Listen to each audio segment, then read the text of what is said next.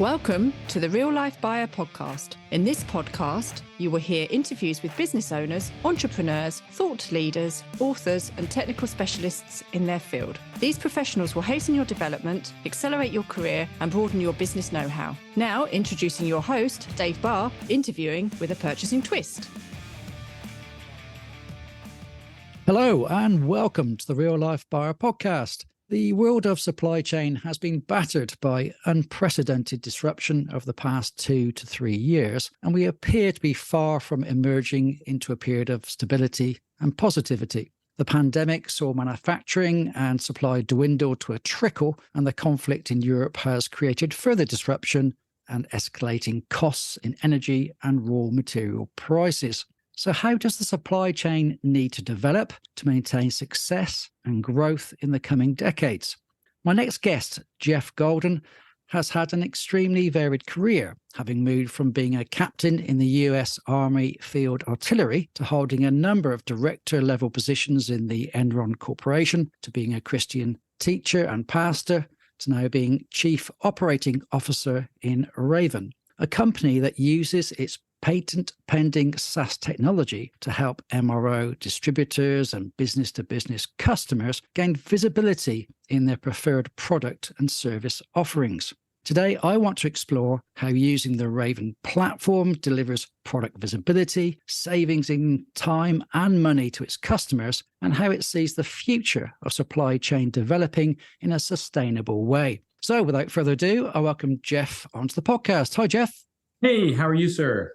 Very well, thank you very much. Not too bad at all.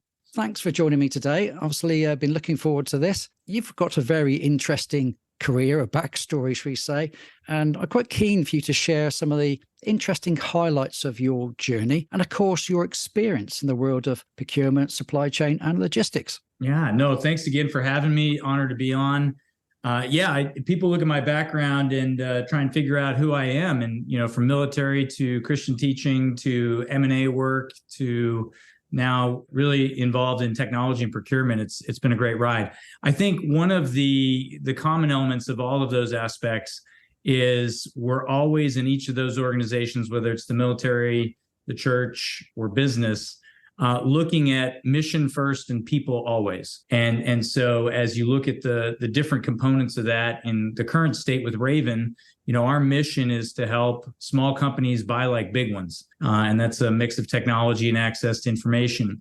But we always have to manage all the people that are involved in solving that equation. And with COVID and all of the different elements that are creating stress, just personally and professionally, it's an exciting challenge, but it's also been difficult, as you know. So I love kind of problem solving in those kind of spaces where we have a mission and we're trying to help people, do something better than they could on their own. Yeah, absolutely. Sounds good. Now, the company, Raven, interested to know about it more, its size, scale, get some concept of the company we're talking about, the kind of principles, the systems and the processes that they provide to ensure consistent value, performance, and quality to their clients. Can you talk us through Raven? Yeah, I'd love to. Thank you. So, really to talk about Raven, we have to talk about our founder, Tracy Price. Tracy and I go back about 30 years. He went from being a sales guy at Honeywell to then building up a number of companies, including HVAC companies, electrical companies, and franchises that operated in that space. So he knows what we call the trades industry very well, and it's been an honor to partner with him as he goes through that. His vision, which is really embedded in Raven's concept as well, is that when you think about the building trades, when you think about electrical, plumbing, mechanical, et cetera, it's really impossible to separate labor and materials. Those two are inextricably linked in how projects get done and how they get priced and how they get sourced, et cetera. And so what we've tried to do is take the biggest challenges that companies face in the trades around labor. And in that side, how do I pick the right resource to go out and do a job? And in a many-to-many environment, that gets complicated. I have a number of different human resources I can use to go execute. I have different variations of their skill sets. I have different requirements on jobs. How do I optimize to make sure that I'm picking the right person to go do that? And how do I measure the performance of that person objectively so that I have an understanding of where to better allocate them in the future? So that's one aspect that our company tries to address. The second, though, is then how do you equip that person with the best value of materials that they need to go execute their job? And that is everything from sourcing to logistical delivery to utilization to what do I do when I'm done with my job? So another piece of our technology helps make value visible, if you will, to the different people involved in procuring for that tradesman or tradeswoman so that they can execute with the best value of materials. So all of our technology orients itself to raising visibility to help in the selection of labor and visibility into helping the selection of materials. Okay. Now, you have a number of features. If you go through the website, I've been trawling through the features that are available. It gives quite a lot of goals that can be achieved. We're talking about efficiencies. It's talking about alerts when there are changes in price, we say, and availability of stock. It's talking about tracking employee spend. Can you talk about some of those features and perhaps what new things you're looking to build into the future? Yeah, absolutely. So one of the biggest challenges that suppliers, manufacturers, and our contractors that we service all face is volatility, as you mentioned in your opening, right? So that is the new norm. And at its core, that volatility has stressed a just-in-time delivery model that had been operating, I'll say, relatively seamlessly for a long period of time. And so now, given that, just-in-time has taken on a whole different dimension. In the trades business, if one of the critical components to a job is not in stock or not available, it's impossible to have any kind of just-in-time metric, right? So there's volatility around availability. There's obviously volatility around pricing, as we see a lot of the commodities that drive components that our customers purchase and some of our suppliers and OEM brands make. That is equally volatile. So what does our technology try and do? We offer the ability for our customers, and our customer could be a supplier, an OEM, or a contractor. So I'll talk about the contractors first. We offer a product that allows them to customize how they want to make visible the different materials they have an interest in. And so we can surface suppliers or brands that they prefer.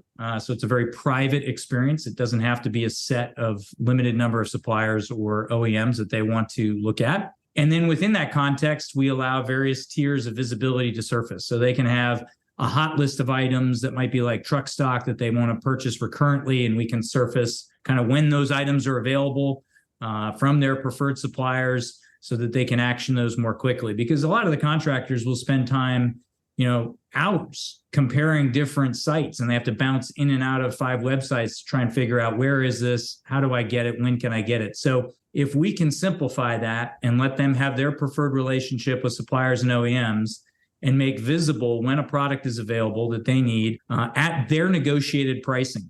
So that's another big piece that our technology tries to accommodate is we don't want to necessarily tell a contractor who they should buy from.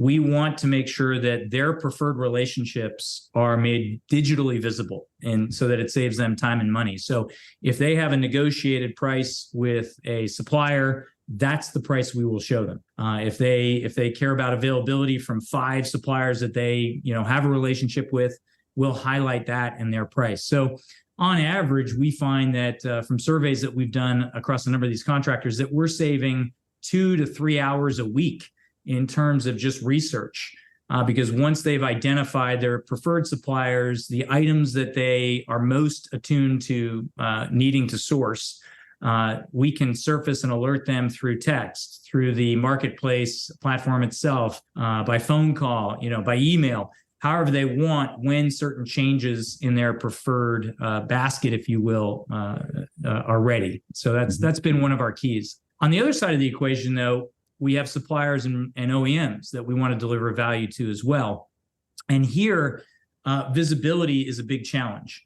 As you can imagine, the supply chain in a digital world is collapsing so that the interaction between one end and the other of the continuum is much higher in terms of its content, in terms of its frequency, in terms of what is being communicated. But what we see suppliers and manufacturers struggle with predominantly is visibility as to where the material goes once it gets to a contractor. Often they'll have some visibility as to geographically, where does it go? And even, of course, by supplier, how much volume is an OEM doing through that channel?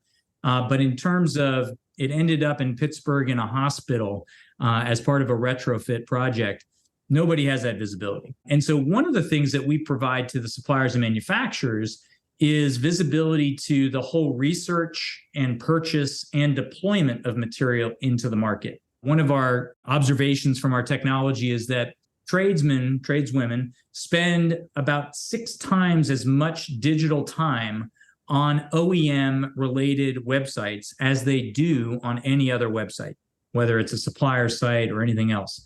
And that tells us that they're very much involved in doing research, supply chain research, if you will, with their brand. Then, however, they'll transition to a phone call or a text or an email to then consummate that purchase or that design or that next step towards a procurement decision. And so what we're doing is our technology allows us to engage contractors on OEM or supplier websites in ways that bridge that gap more quickly so that they can contact a representative quicker, account manager quicker. They can get the next level of information right away instead of having to bounce or pick up a phone call. So our technology, while it helps find and surface what a contractor or customer wants to buy, also we can give data to suppliers and OEMs and tools to suppliers and OEMs that allow them to engage in the research process so that they have a better chance of, again, connecting with that contractor in that procurement decision.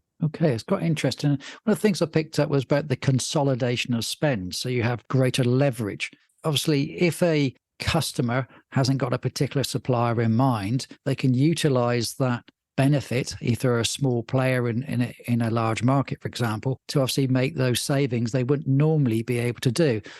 What proportion, if you've got a feel for how important that is to your clients, is it a large proportion of your clients using that facility, should we say? Yeah, very much so. One of the unique aspects of the trades is that there has been a perpetual labor shortage, especially in the United States and North America, in having enough people, enough electricians, enough mechanical contractors, et cetera. And so in that space, what tends to happen is you don't see a lot of large contractors. What can happen is once you have a technician who is able, there's a high propensity for that technician to want to go out on their own, which explains why a vast percentage of the work done in the trades is done by businesses that have 5 or less technicians. So when you choose to make that decision to go and work for yourself or have a small company or break off, which many do, the challenge is, how do I now get access to materials in a way that lets me price jobs competitively, right? So that actually is one of the number one hindrances to people wanting to break out and work on their own, is will I be able to compete with some of the larger companies in play? The flip side of that is suppliers and OEMs recognize that there are a lot of those contractors out there, and it's a very high cost of acquisition for a large supplier to spend time trying to figure out, how do I get this smaller contractor to become my customer? They're very good at mid and upper spending customers where they can assign account reps, et cetera, and move in that space. So we kind of step into that middle spot where on the one hand, we have an aggregation of contractors that is largely driven by our unique ability to surface work to contractors. We have a number of channel partners that allow us to surface work that needs to be done that we can get those contractors engaged with.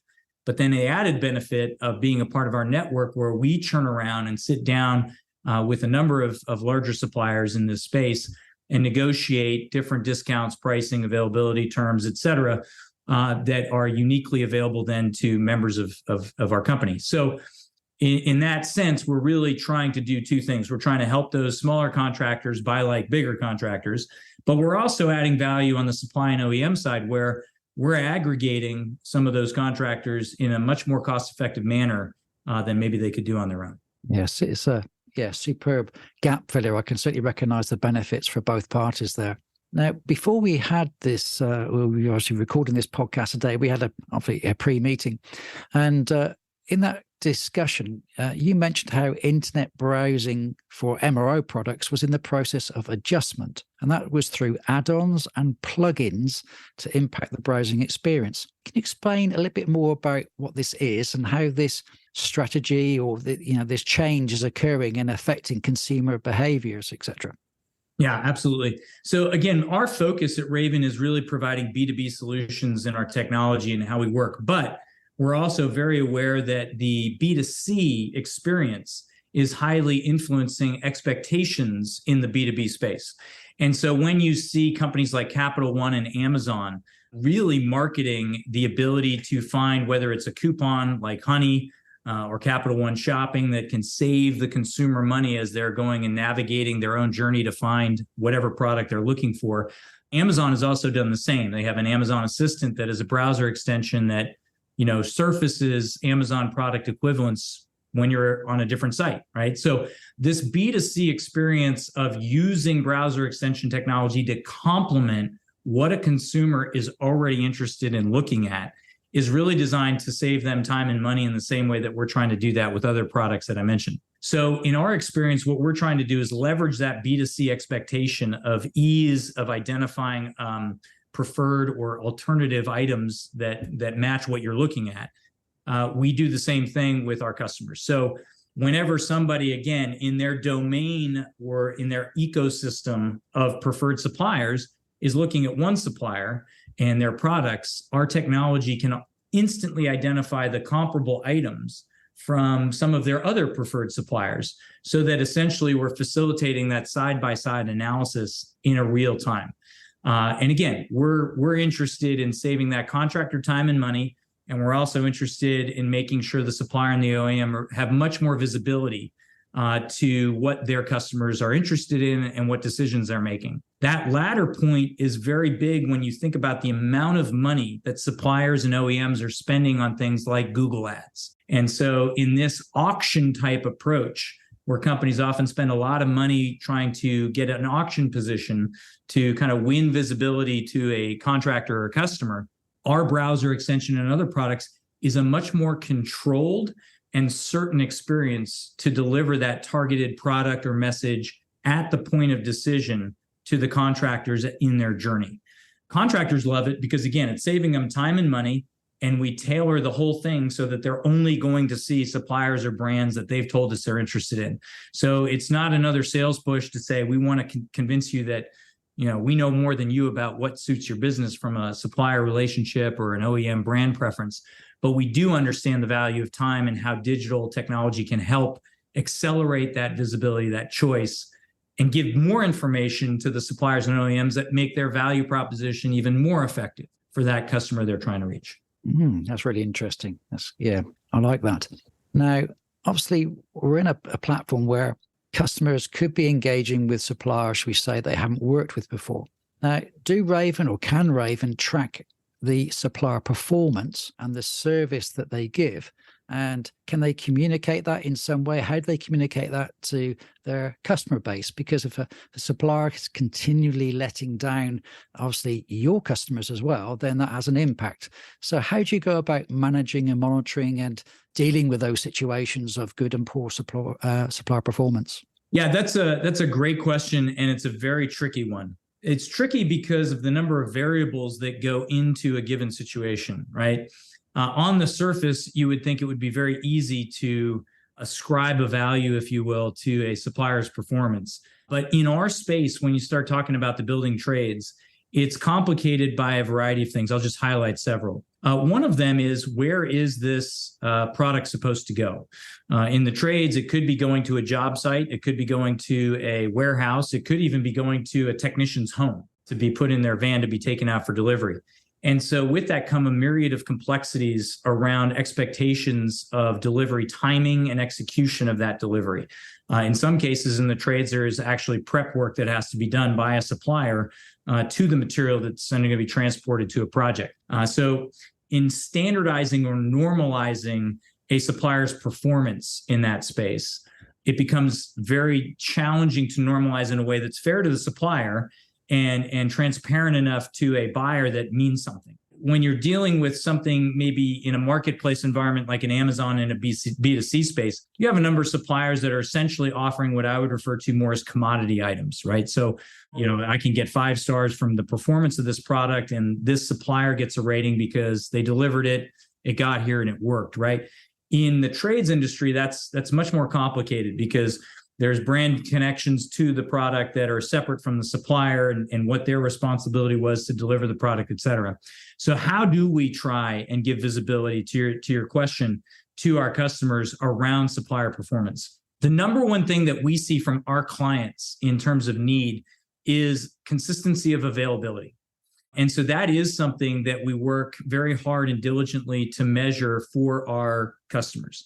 And I say that because the speed with which availability changes in this market for these suppliers, in especially electrification, electrical materials, is by the minute. I can give you examples where we've seen a supplier put out a very attractive price for copper wire. And within minutes, our system will detect that, and people that are a part of that supplier's network want to have that supplier's input will be alerted. I've seen situations where that wire is gone in 20 minutes, right? The question then becomes, how fast does a supplier system update available information accurately, right? And so that metric is very important because contractors don't want to spend time ordering things that are available only to find out 2 months later it's Absolutely. still, right? Yep. So the ability for us to measure how well a supplier's digital updates occur around the issue of availability has been our focus, because all of the other variables around logistics of delivery and how things get prepped and delivery and normalizing to a destination are not as important to our customer. That's not the issue. And they're obviously much harder to measure in fairness. Fascinating. Yeah, I was very interested to see, you're connecting to so many different companies, how you keep a handle on that situation. As you said, it's very fast moving. If somebody comes out with a cracking price on a commodity that is, should we say, in shortish supply, then before you know it, it's gone. So yeah, that's good. Thanks for answering that. Now, we talked about, or I mentioned the disruption that we've all faced in product service availability, and particularly lead times. And I see a lot of suppliers are struggling with their lead times to manufacture. Now, that's meaning that there's some rethinking going on in the marketplace. Supply chain experts saying, how do I now address these issues? What is my strategy going to be going forwards? The days of bulk buying from Asia at the moment is quite difficult, particularly, we were talking about COVID a bit earlier on and the difficulties that are already going on. So if you reflect on this and look at the current situation, what are your thoughts on where businesses will settle with their supply chain strategies? And how do you see Raven impacting upon those? That's a great question. It's a very loaded question, and one that probably I could talk about for hours. I'll try and raise 3 key variables. There's many more that we see going into this. I think the framework, though, that we are beginning to understand is that there is a movement towards strategic procurement. And what do I mean by strategic procurement? It's a great buzzword, but what exactly is it? First of all, it's crossing all sizes of companies that are either directly in the trades or use the trades for capital improvement projects. It includes things like having having the ability to do your own research around what is moving in the market. You can't rely on a supplier or one person's input to what is really happening in the market. So strategically, you have to do your own research or have somebody that can provide you research that allows you to more reliably have visibility into lead times, which, as you mentioned, if I just use the electrical market as an example, there are categorically 30 significant products categories that have obviously subproducts in them, but material categories that electricians rely on in combination to do various work, whether it's utility work or commercial work, et cetera. And if you don't understand how each of those segments, each of those product lines, each of those material categories is currently being affected by whether it's a political issue that's going on with Ukraine and Russia, the COVID issue that's impacting China, the reduction in copper mine availability to go and mine new copper and the grade of copper that's coming out of that and the cost to acquire it. If you don't have the ability to get access to the research that can highlight what is happening right now in those spaces and what does that mean, not only is it going to be tricky on how to procure, but it's going to be tricky on how to fairly estimate for your customers when a project can get done, right? And so what we're seeing is both contractors and customers that need these services struggle to plan a project, whether it's as simple as a retrofit of an electrical thing at a house, or if it's a larger project involving EV charging stations from an infrastructure standpoint across the United States.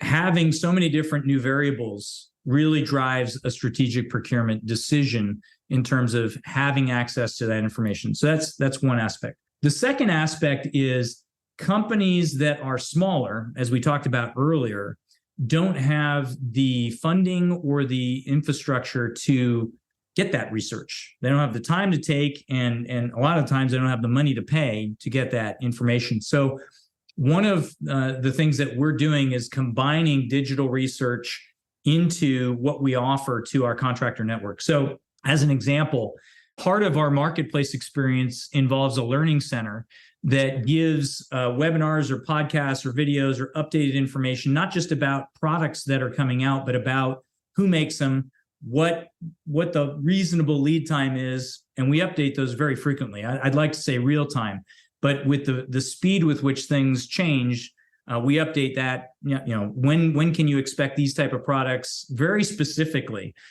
to occur and to be available. And so by presenting that digitally, a contractor now doesn't necessarily have to go and continuously research whether it's a periodical or an article that comes out or a blog. We've got a continuous point of contact where they can come and access, this product is now going to be 4 weeks instead of 2 weeks. So it's not just what's copper wire doing. It's this product. What do I expect out of these? And of course, we know the top 100 products that these contractors are buying with recurring frequency through our partnerships with suppliers and the visibility that we have to their spend. So strategic procurement involves research. It involves the ability to get access to that information in a marketplace environment that doesn't cost you an arm and a leg in time and cost. And the third thing that really drives these decisions is the breadth of service that a business has to offer. It used to be you saw contractors specializing and they would be very specific. There's a lot of contractors, as an example, that specialize in changing out lighting in public schools. Well, if there's all of a sudden a shortage in LED lights coming out of China, they're paralyzed. So you see a large amount of crossover now in terms of what type of work tradespeople are going to get involved with. One of our strengths in that area is that a lot of the work that we can offer contractors comes out of the electrification movement.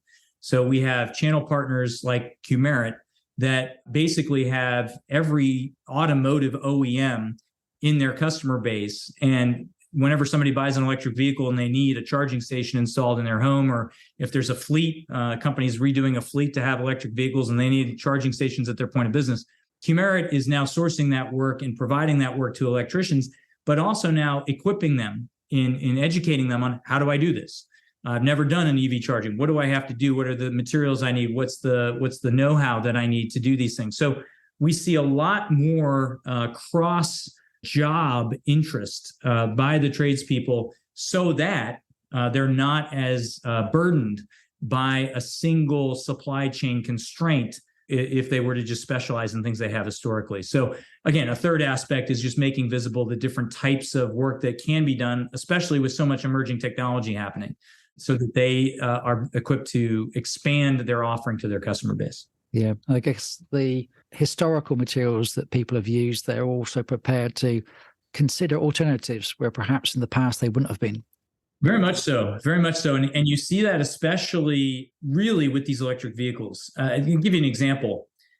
There is a crisis emerging in the United States infrastructure that is very much geared to electrification. I'm not just talking about a shortage of chargers. What I'm talking about is visibility across upgrades that are happening at the residential home to the amperage and capacity that a home can draw from a utility. But the utility not having visibility that this upgrade is happening en masse. And when you think about the sizing of transformers in a residential area, and you think about the load capacity in those areas, they're very sensitive, obviously. So when you have a sudden push towards amperage at the point of use without visibility to the utility, you're creating an opportunity for nightmare. So the solution to that, to your point, is there's a number of emerging technologies that are coming out to try and solve this problem, including technologies that can regulate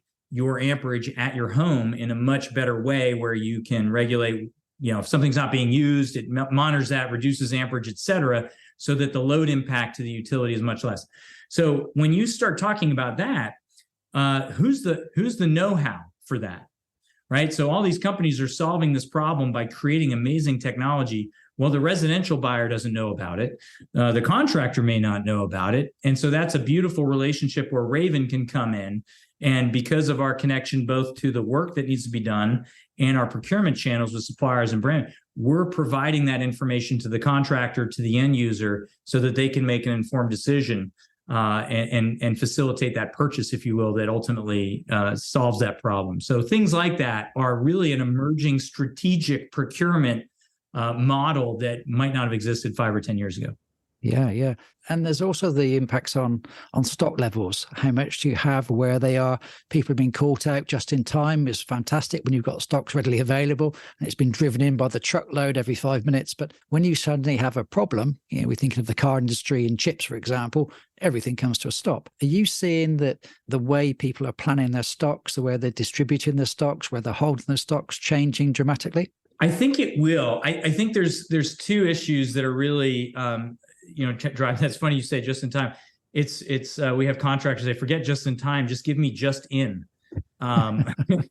So it's one of these situations where copper in the electrification is a great example, and each different sector has their own kind of copper, if you will. Oil obviously touches a lot of these sectors when it comes to raw materials and the resulting product and manufacturing processes.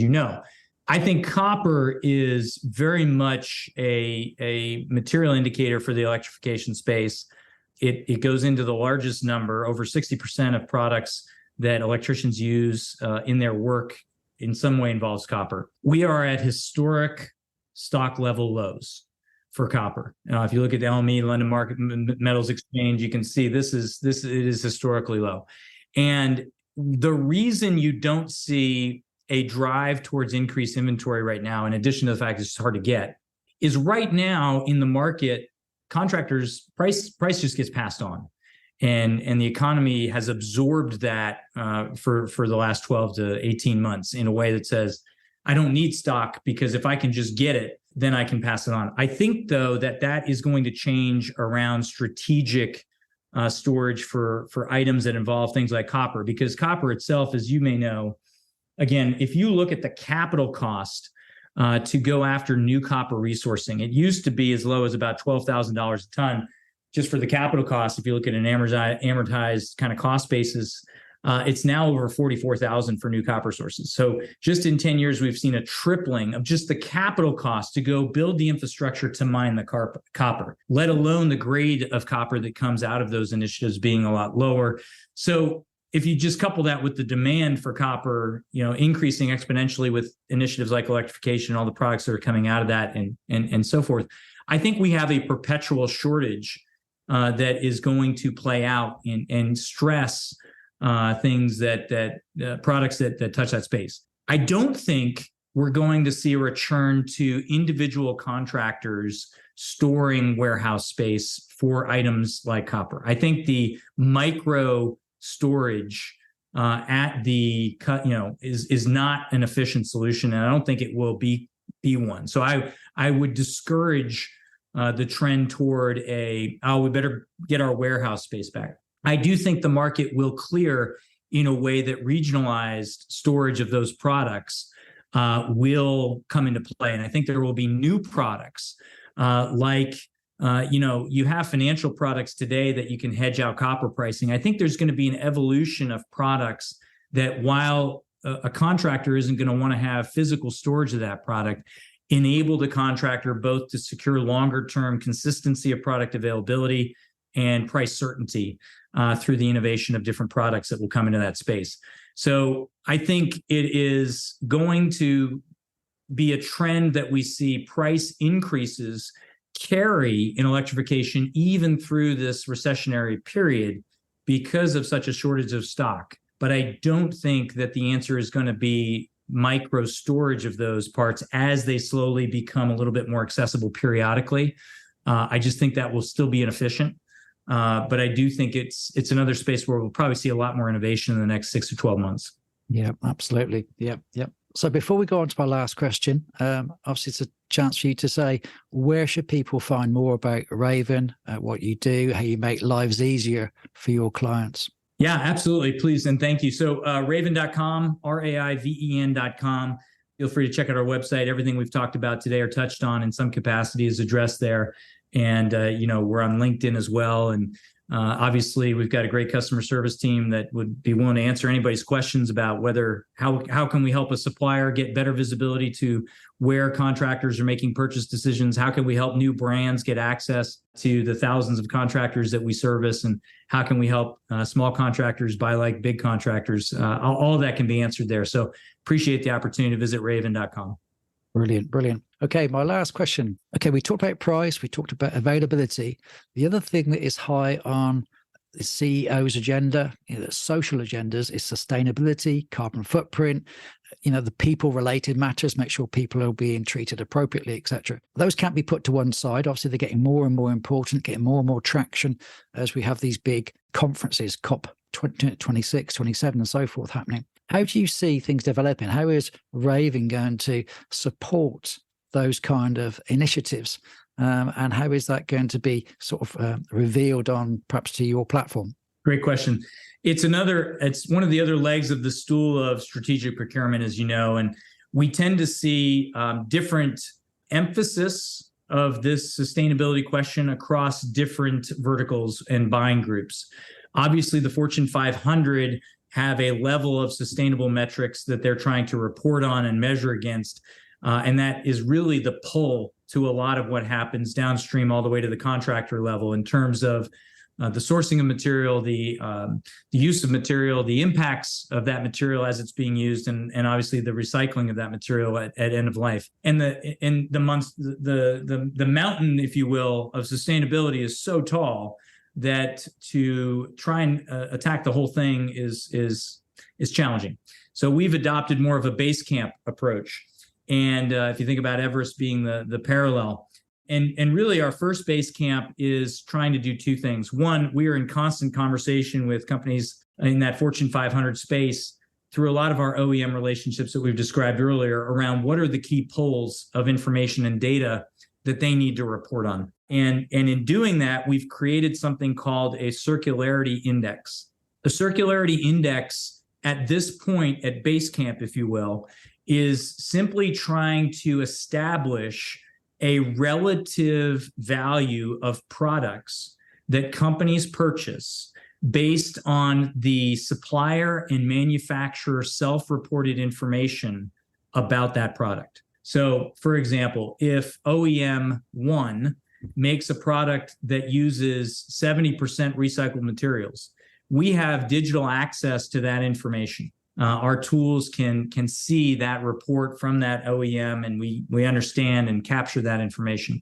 If OEM 2 doesn't use recycled material in a product that is similar or identical to the product of OEM 1, we're measuring that relative self-reporting. So does that mean that the information of OEM 1 is reliable versus OEM 2? Not necessarily. We're not in a space yet where we can opine to what is being self-reported. But we can, on a relative basis, make visible to our Fortune 500 customers what is being self-reported and what country is that material coming from. That's also information that's being self-reported. Really important. And we have our own AI that we've developed that takes a lot of the public information around pollution, types of energy that's used in manufacturing in those countries, et cetera, to establish a general ranking for a country's production. We don't have a micro level that says this type of production at this region in this country is using this.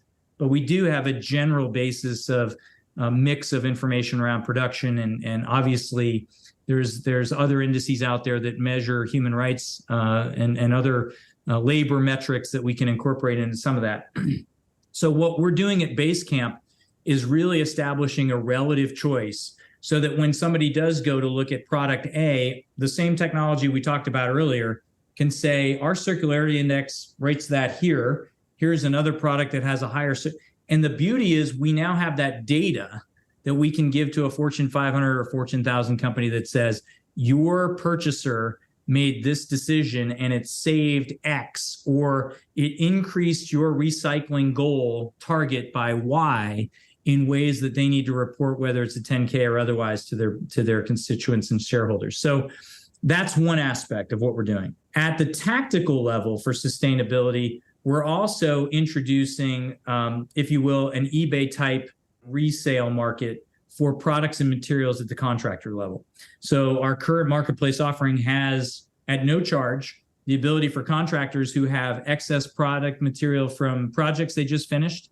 Maybe they went and did a retrofit and they kept something that could be used, but they don't have a use for it. Maybe they're going through their own storage facilities and being like, I got all kinds of stuff here that I don't need. We have a very easy way for them to put that information on a platform. We instantly notify other members, other contractors that are in that geographic proximity. They can see the material, and then we let the two contractors just interact and negotiate what they're doing, and currently don't ask for anything in exchange. So what we then get from that is information around what are the products that are out there that are in high demand, or that contractors want to go back and forth with, that we can then reinforce and help provide visibility to.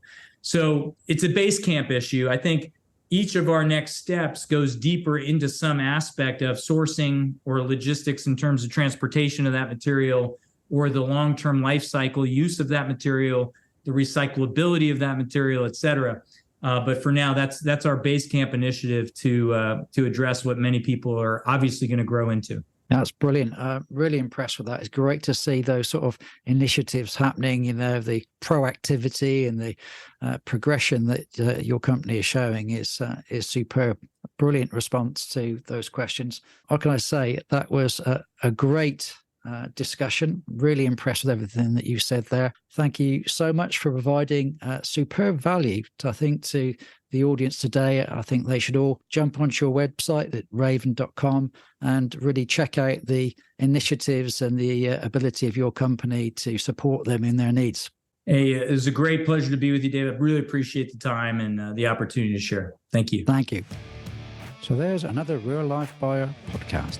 I do hope you enjoyed it and it's given you some ideas and inspiration for greater action and achievement. If you are a purchasing or a supply chain professional, business owner or director, come and join my Facebook group, the Purchasing and Supply Chain Community Hub, a safe place to engage with like-minded, friendly people. See you soon. Bye.